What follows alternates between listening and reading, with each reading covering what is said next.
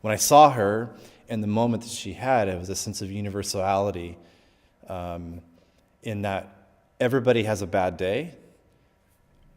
Not all of us work in that kind of context of a horrible dump site. But everybody has a bad day, and everybody tends to find a moment in that bad day to their self, to read a little something, to have a cup of coffee, whatever.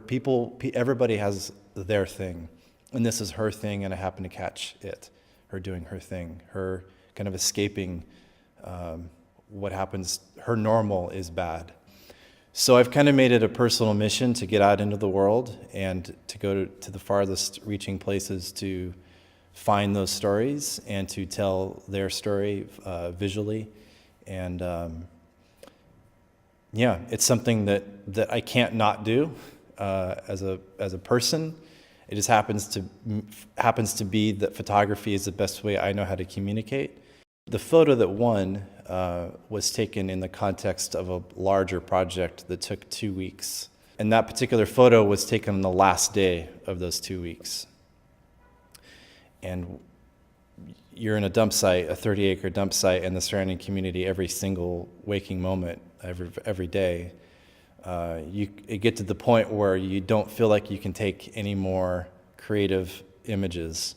And the place is constantly smoldering and constantly, there's a lot of biogas. It's just, with 20 minutes in that dump and my lungs down deep were burning. And so it started to drizzle a little bit, and I went underneath an overhang that was out there, and I just was kind of looking around. I was looking at the storm coming. I'm like, well, this is our last day here. This is going to get here any second. I just was like, well, I might as well call it a day, a project. And then I just saw her kind of sitting down, and she was different. She somehow sat alone when everybody else was kind of in little groups here and there. And I started walking towards her, and it was drizzling at this point. And then she just sat down and grabbed this phone book, essentially, or like an industrial catalog of some sort. And I started shooting a whole series, and then I was just kind of asking her about her life, and I wanted to go in a little bit more, and then the skies opened up, and she left, and I left, and that was that. The place of Dandora is toxic. I bought hazmat quality, knee-high gumboots,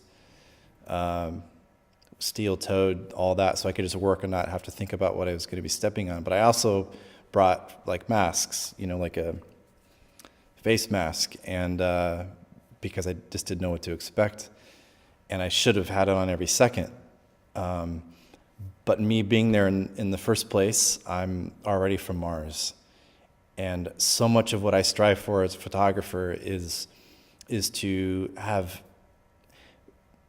show people a sense of intimacy of a moment. And if I have this mask on, I'm going to be that much more of an outsider. So I had them in my camera bag, and they never were used. And I kind of had to accept that. Environmental portraiture, if you will, in a documentary context has become kind of my thing. And I didn't do that intentionally, it just kind of happened. Because I am so drawn to other places and the people that live in those places. And most people in the world are never going to go to these locations.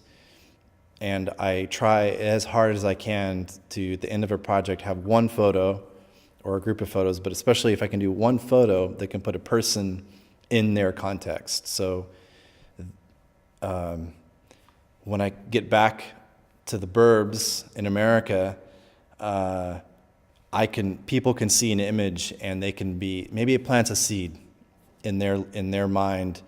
Maybe they don't care about other people. Maybe they don't care about what's going on in the world. Maybe they see one photograph, and it doesn't have to be mine, but if they see it and maybe they think a little differently and realize how fortunate they are, or so if I can show them that of the other in an intimate way, I guess I do work really hard to make that happen.